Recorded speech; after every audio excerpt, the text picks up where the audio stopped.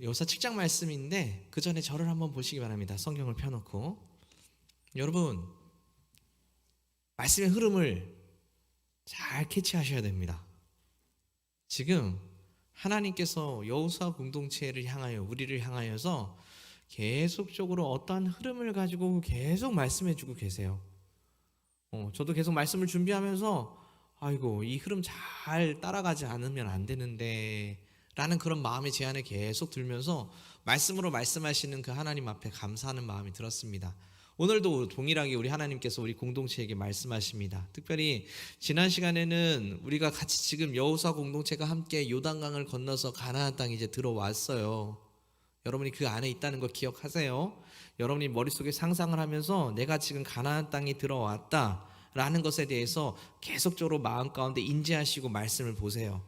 자, 이제 들어왔어요. 들어왔는데 여리고성 앞에 서서 말도 안 되게 하나님께서 그 여리고성을 무너뜨린 것을 우리는 봤습니다. 그죠? 영상 한번 볼게요. 한번 그날 금요일이었는데 아마 못 온 청년들도 있을 것 같고 하니까 영상 한번 잠깐만 보도록 하겠습니다.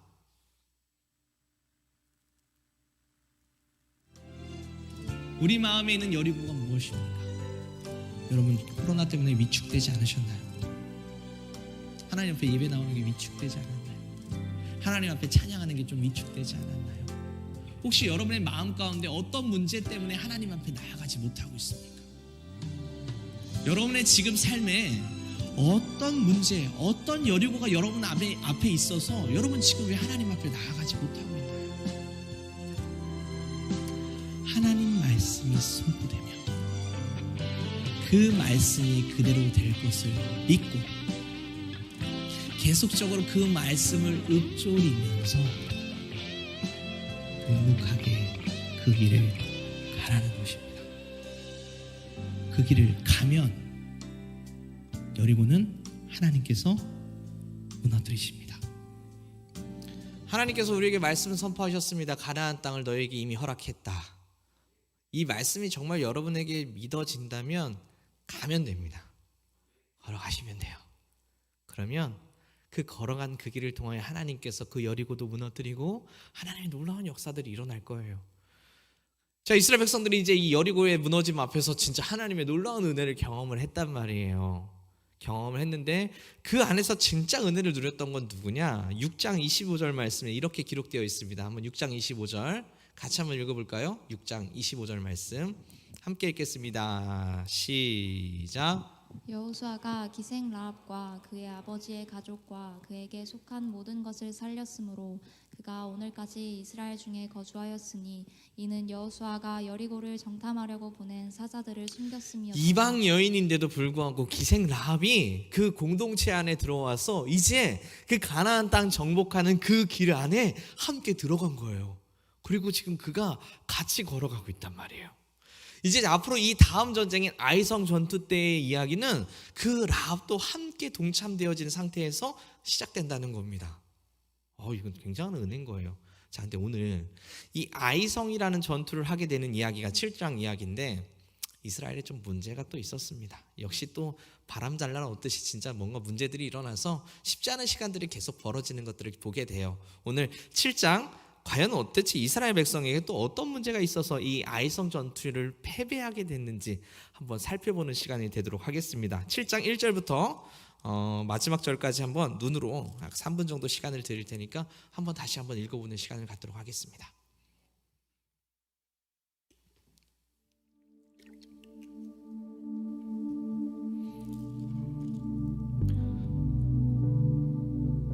자, 우리 함께 이 여호수아 7장 말씀을 가지고 아간이라는 제목으로 말씀을 함께 나누길 원합니다. 이 시간 하나님께서 여러분에게 말씀하실 것입니다. 믿으십니까? 아멘, 아멘. 자, 이제 하나님께서 여리고를 무너뜨리시고 이제 그 뒤에 아이성이라는, 참 이름도 이상하게 아이예요. 아이성이라는 한 성을 전투하게 하십니다. 그곳에 이제 먼저 사람을 보내서 그 성이 어떤지를 먼저 이렇게 정탐을 하고 왔더니 정탐했던 자들이 와서 그 성이 생각보다 작다. 우리 여리고 성 너무 쳤는데 뭐 이 정도야, 뭐 껌이다, 뭐 이런 얘기를 하고 있는 거예요. 여러분, 이걸 가르쳐서 우리는 뭐라고 하죠? 교만이라고 합니다. 인원이 적고 많은 게 중요했어요, 하나님의 싸움에서? 아니거든요.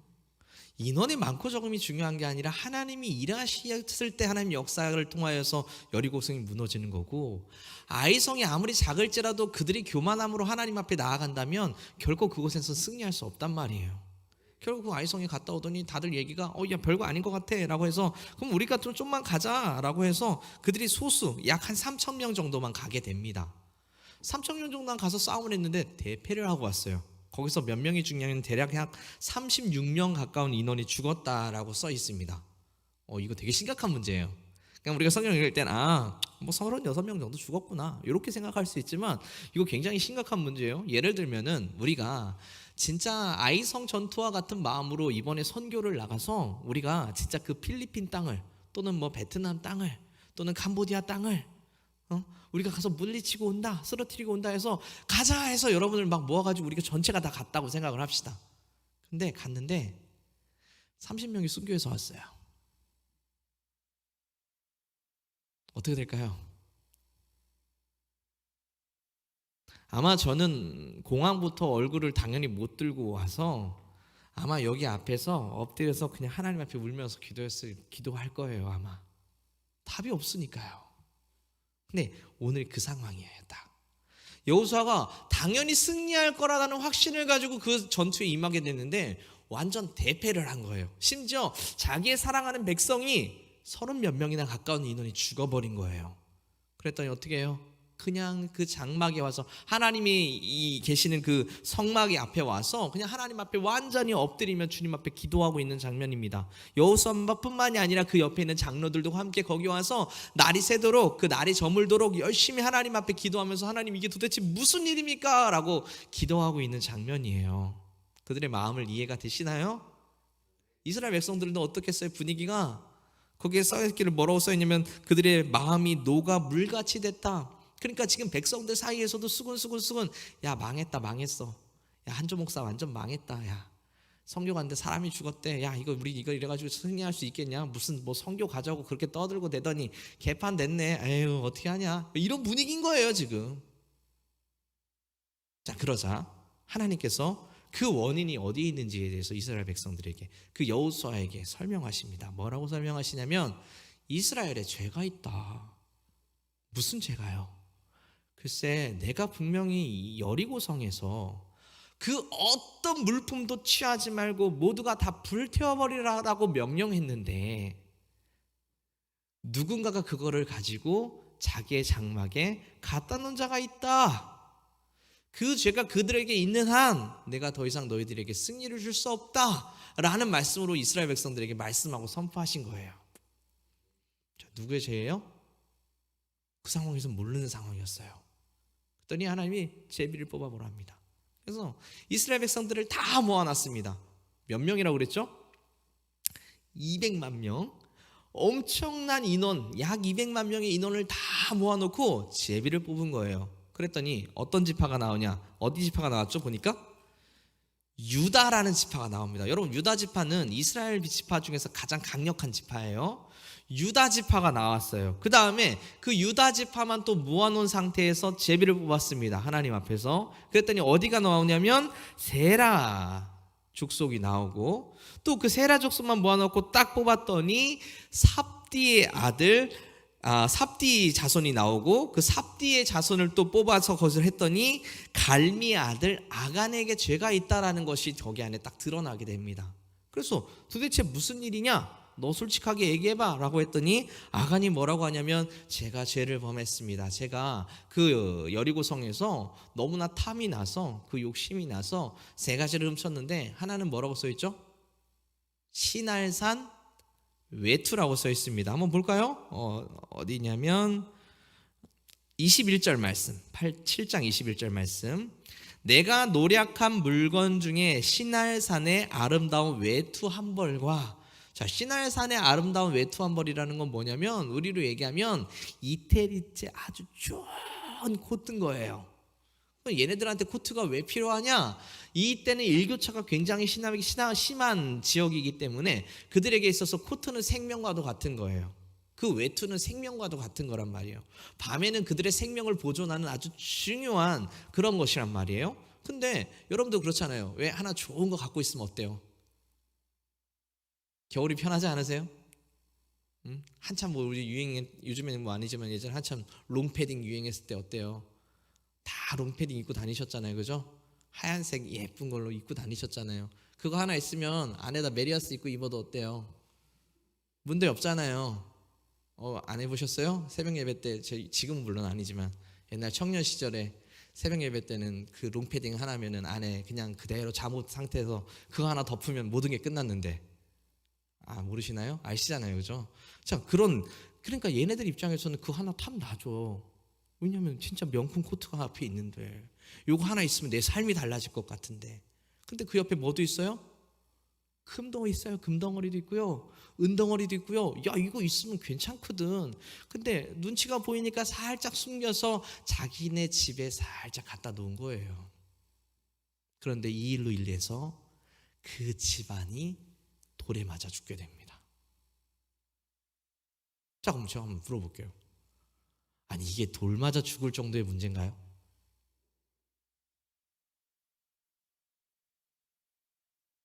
여러분, 이게 돌 맞아서 죽을 만큼의 문제예요? 물론 하나님의 명령을 어겼기 때문에 분명히 이 죄로 말미암아 이스라엘 공동체에 문제가 생긴 건 맞는데, 도대체 이게 얼마나 큰 문제길래 그거 좀 하나 훔쳤다고. 사실 전쟁 나가서 전리품을 취하는 거는 당연한 거예요. 전쟁 갔는데 그들의 물품을 내가 취하는 건 승리자의 당연한 적이란 말이에요. 근데 하나님께서는 취하지 말라고 말씀하셨어요. 그래서 몰래 살짝 취했어요. 근데 이게 그뿐만이 아니라 그의 자손까지 이렇게까지 다 몰살당할 일이냐 이거예요. 근데 이거와 비슷한 얘기가 신약 성경에 있는 사도행전 5장 말씀에 보면 아나니아와 삽비라라는 이야기가 있어요. 아나니아 삽비라 한번 들어보셨을 거예요. 아나니아와 삽비라 그 바로 앞에 어떤 얘기가 있냐면, 바나바라는 굉장히 사람들로 하여금 사람들로 하여금 굉장히 존경받는 사람이 있었는데, 이 바나바라는 사람이 어떤 행동을 하냐면 자기의 전 재산을 팔아서 이웃들에게 나눠준 거예요. 자기의 전 재산을 팔아서 이웃들에게 나눠준 거예요. 왜 그런 일이 일어났냐면, 그때가 이스라엘에, 그러니까 이 땅에 예수님이 부활하시고 승천하신 이후에 그 이스라엘 공동체에 하나님의 은혜가 가득하게 되어지고, 이제 서로가 서로의 물건들을 통용하기 시작을 하고, 그러면서 자연스럽게 그 바나바라는 사람이 나름대로 자기의 모든 재산을 팔아다가 이웃들과 나눠주면서 함께 공유했단 말이에요. 대단한 거죠, 그죠? 근데 이 모습을 지켜봤던 아나니아와 삽비라라는 그 한 부부가 자기들도 한번 조금 저렇게 인정받고 싶고 바나바와 같은 어떤 모습을 갖고 싶은 거예요. 그래서 자기의 재산을 팔았는데, 팔아서 나눠주긴 사도들 발 앞에 갖다 놓기는 하는데 다 갖다 놓은 게 아니라 일부만 갖다 놨어요. 그리고 이게 꼭 전 재산인 듯 그렇게 표현하면서 갖다 냈단 말이에요. 대단한 거 아니에요? 근데 그들에게 죄가 있대요. 이게 전 재산 맞냐고 했어요. 나중에 보니까 아니었어요. 그래서 죽어요.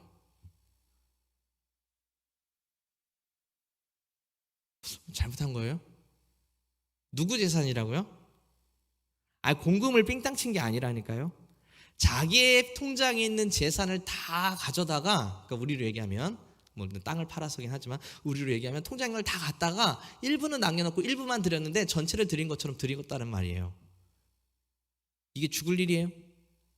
만약에 이 말대로 된다면 여기 계시는 여러분들, 저 역시 마찬가지로 아슬아슬하지 않을까요? 제가 볼 때는 오늘도 유초동배에서 아마 한 아이는 1,000원을 받아서 500원은 인마이 포켓 하시고 인마이 포켓 500원만 이렇게 헌금한 친구들이 있을걸요? 없으려나? 그럼 여러분 어떤 일이 일어나냐면, 애들이 주일날 예배만 끝나고 나면 하나씩 죽어나가는 거예요. 뭐가 그렇게 잘못된 거예요? 오늘 지금 이 본문에서 뭐가 문제예요? 하나님 말씀 어긴 거? 단지 그 정도의 문제일까요? 왜 유독 다른 때는 그렇게 인자하시면서 그들을 용서하시고 품으시는 그 하나님께서 유독 이 상황 속에서는 왜 이렇게 칼같이 그들을 잘라내냐 이거예요. 여러분 기억하시기 바랍니다. 어떤 하나님의 역사가 시작되는 그 공동체의 첫걸음에 죄가 들어오는 문제를 우리 하나님은 굉장히 민감하게 다루십니다. 어떤 공동체에 하나님의 역사가 일어날 때에 그 역사를 맡게 되어지는 시작되어지는 죄를 하나님께서는 좀 더 민감하게 반응하세요. 왜 그럴까요? 이 죄는요 다시 그 공동체를 옛날의 모습으로 돌려버릴 수 있기 때문이에요.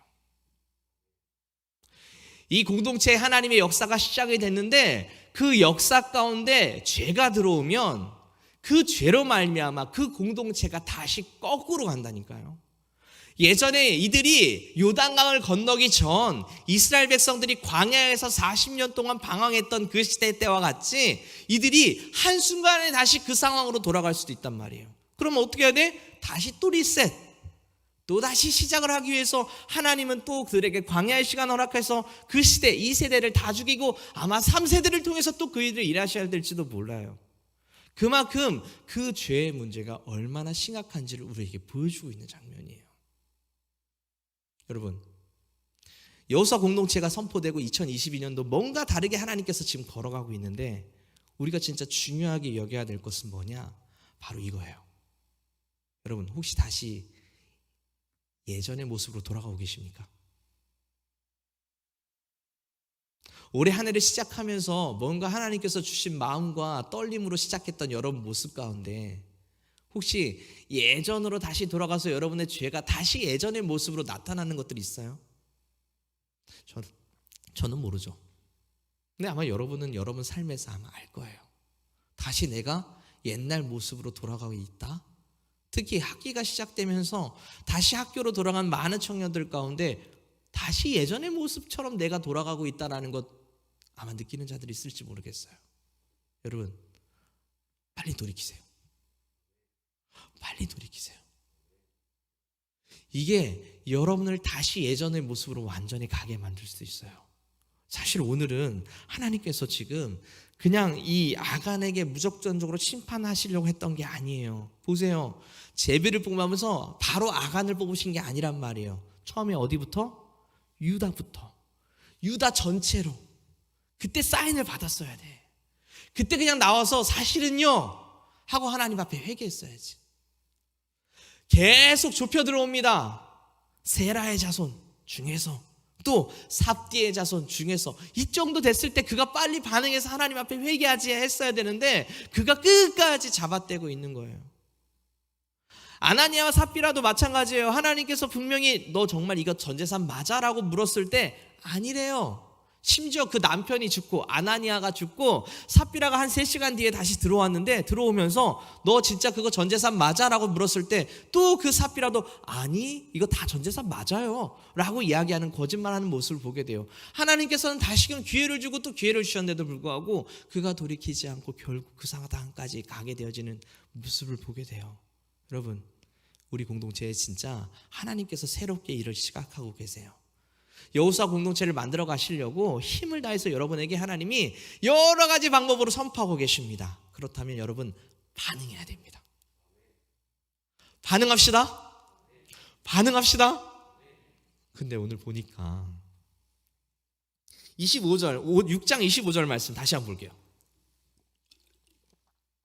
함께 읽겠습니다. 시작. 여호수아가 기생 라합과 그의 아버지의 가족과 그에게 속한 모든 것을 살렸으므로 그가 오늘까지 이스라엘 중에 거주하였으니 이는 여호수아가 여리고를 정탐하려고 보낸 사자들을 숨겼음이었더라. 신기하게 말도 안 되는 이방 여인인 기생 라합이 이스라엘 공동체 안에 들어와서 지금 여호수아 세대의 한 일원이 되어졌다는 얘기잖아요. 근데 이거와 완전 대비되는 말씀이 있습니다. 7장 1절 말씀 같이 한번 읽어봅니다. 시작. 이스라엘 자손들이 온전히 바친 물건으로 말미암아 범죄하였으니 이는 유다 지파 세라의 증손 삽디의 손자 갈미의 아들 아간이 온전히 바친 물건을 가졌음이라.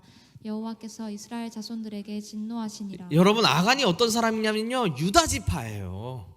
우리로 얘기하면 굉장히 명문 가문에 하나님을 잘 믿는 집안이에요. 어렸을 때부터 교회를 다닌 친구란 말이에요. 우리로 얘기하면. 근데 그것도 세라, 삽디, 갈미, 아간 이렇게까지 가는데 이름의 뜻을 보니까 참 재밌어요. 세라라는 이름의 뜻은 뭐냐면 씨를 뿌린다라는 의미예요. 세라라는 이름은 씨를 뿌린다라는 의미예요. 근데 그 뒤에 삽디라는 사람의 이름은 기쁨의 선물이라는 뜻이에요. 그 다음에 갈매라는 이름은 열매라는 뜻이에요. 자, 이거를 합쳐보면 씨를 뿌리니까 하나님께서 기쁨의 선물로 열매를 주셨다, 이런 의미예요. 자, 그러니까 그 집안이 얼마나 진짜 하나님의 이름 가운데 은혜를 받은 집안이냐면 하나님께서 유다 지파를 특별하게 세우시고 그 유다 지파를 통해 하나씩 열매 맺기까지 가게 되는데, 그 열매 뒤에는 어떤 일이 있어야 돼요? 아간하면 그 뒤에 이런 이름이었으면 좋았을 것 같아요. 할렐루야, 주님께 영광입니다. 그러니까 하나님께서 그 가정에 복을 주시려고 하나 내려가고 있는데 그 뒤에 영광이라고 마무리되어져야 될 그 아간이라는 이름의 뜻은 뭐냐면 사고뭉치, 이런 뜻이에요. 하나님께서 그 지파와 그 민족의 여호수아 세대로 이미 부르셔서 복 주시려고 작정하시고 그의 세대가 계속적으로 하나님의 이름으로 흘러가고 있는데 그 끝에 와서 뭐라고 하냐면 사고뭉치가 되어져서 오히려 그 이스라엘의 걸림돌이 되어지는, 브레이크가 되어지는 역할을 감당했던 게 아간이라는 거예요. 그럼 오늘 이 말씀을 통해서 하나님 우리에게 지금 묻고 계시는 겁니다. 여러분은 라합이세요? 아간이세요?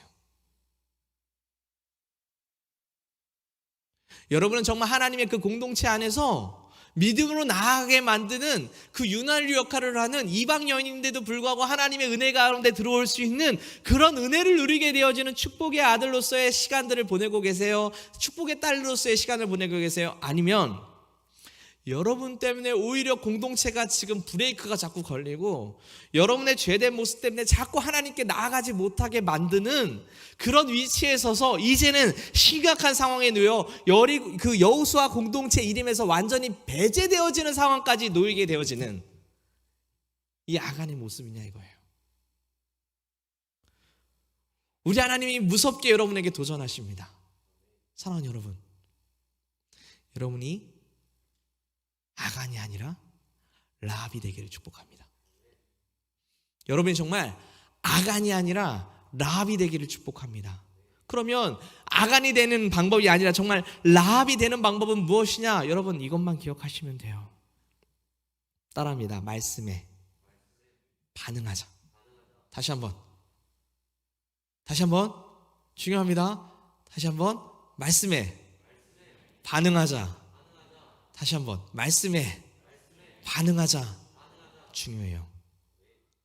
라합은요, 멀리서 들려오는 야 이스라엘 백성들에게 하나님이 역사하시는 일들을 봐라라는 그 말씀을 자기한테 얘기하는 말씀은 아닌 것 같은데도 불구하고 저 멀리서 들어오는 말씀을 자기 말씀으로 받아서 그 간담이 녹아지면서 하나님을 바라보게 돼요. 근데 그 공동체 안에 있었던 오늘 이야기하는 이 아간은요, 하나님의 말씀의 선포가 야 아무것도 취하지 말아라, 다 불태워버려라 라는 그 말씀이 분명히 선포되는데도 불구하고 자기의 말씀으로 받지 않아 버려요. 그랬더니 이 사단이 일어났어요. 하나님께서 우리 여호수아 공동체라고 불려지는 우리 교회에, 우리 공동체에 하나님께서 계속적으로 지금 말씀을 통해 선포하고 또 선포하고 흐름을 통하여서도 니들이 그 공동체 안에, 그 이스라엘 공동체 안에, 그 가나안 공동체 안에 정말 하나님이 꿈꾸시는 여호수아 세대 안에 너희들이 들어가야 돼 라고 말씀하시면서 여러 가지 선포하고 계세요. 갑자기 어느 날은 자 우리가 필사가 시작됐습니다 라고 선포가 되니까 우리 많은 청년들이 열심히 필사를 하면서 어떤 사람은 막 300장을 쓰기도 하고 어떤 사람은 막 200장을 쓰기도 하고 1팀 2팀 막판에 재밌었죠? 난 올림픽 보는 줄 알았어요. 거기 안에 없었던 친구들은 잘 모르겠지만 마지막에 한 장만 끝나면 끝나는 상황이 됐어요. 한 명 한 명이 붙은 거예요. 근데 A팀이 이겼어요. 전 A팀이에요. 뭔가 쾌감이 느껴졌는데, 근데 또 생각해 또 B팀을 위해서 또 그래 또 함께, 근데 우리가 왜 은메달도 기쁨의 시간이잖아요, 그죠? 어쨌든 우리는 그 시간들을 통하여서 뭘 누리게 되냐면, 나름대로 우리 안에 보이지 않는 그 사이버 공간에서 연합되어져서 하나님 말씀을 가지고 나름대로 힘써서 몇 주의 시간을 통하여 그 시간들을 함께 경험했단 말이에요. 근데 여러분, 이곳에 귀를 기울이고 응답했던 청년들은요, 그 은혜 조금이라도 누렸을 거예요. 근데 아마 이 선포된 얘기가 나랑 전혀 상관없다라고 생각했던 많은 청년들이 이 안에 있을 거라 생각이 드는데, 그 청년들한테는 이게 그렇게 별로 은혜 아니었을걸요? 2022년도 하나님께서 놀라운 일들을 선포하실 텐데, 여러분이 그것에 응답하는 자에게는 은혜가 있지만 그것에 응답하지 않으면 여러분 그냥 넘어갈 거예요. 그냥 넘어갈 거예요. 반응하셔야 돼요. 목사님, 근데 저는요 이래서 알아요. 여러분 상황 모르는 거 아니에요. 다 상황 아니까 여러분 상황 속에서 주님이 주시는 마음으로 반응하세요. 예를 들어 볼게요. 자, 이제 선교가 선포됐어요. 여러분 선교에 대해서 지금 어떤 마음 품고 계세요? 나 이 나라에 가야 되나 저 나라에 가야 되나 하면서 하나님 앞에 기도하고 계세요? 아니면 저건 뭐 나랑 뭐 상관없는 얘기지 뭐, 이런 마음으로 계세요? 한 청년이 저한테 그런 얘기를 하더라고요. 저 군대 때문에 못 갈 것 같은데, 근데 뭔가 마음에 참여하고 싶은 마음이 있어서 열심히 알바를 해서 그 알바한 돈을 가지고 내 주변에 한 사람이라도 보낼 수 있도록 한번 그 물질을 사용해 보려고 해요 라는 친구가 있더라고요. 이렇게 반응하라고요. 꼭 가라는 게 아니에요. 여러분의 선교를 꼭 가라고만 하시는 게 아니라, 여러분이 한 공동체에서 내가 어떤 위치에서 그것에 반응하겠냐는 거예요. 하나님 말씀은 우리 공동체에 이미 선포됐는데, 가라라고 명령이 떨어졌는데 여러분은 여러분의 위치에서 어떻게 반응하시겠냐는 거예요. 그냥 나랑 상관없으세요? 그럼 잘못하면 우리는 어느 순간에 아간처럼 될 수 있어요. 근데 여러분 그렇게 두진 않을게요. 제가 여러분 끝까지 붙들고 갈 건데, 우리가 그렇게 될 수도 있단 말이에요. 그래서 하나님 말씀이 선포되면 뭐 하자? 반응하자. 앞으로 올 한 해 동안 계속적으로 하나님은 여러 가지를 통하여 여러분에게 선포하실 겁니다. 그러면 반응해 보세요. 여러분 위치에서 나름대로 성령이 주시는 감동대로. 그러면 여러분은 놀라운 오늘 기생 라합이 누렸던 은혜를 누리게 될 것입니다.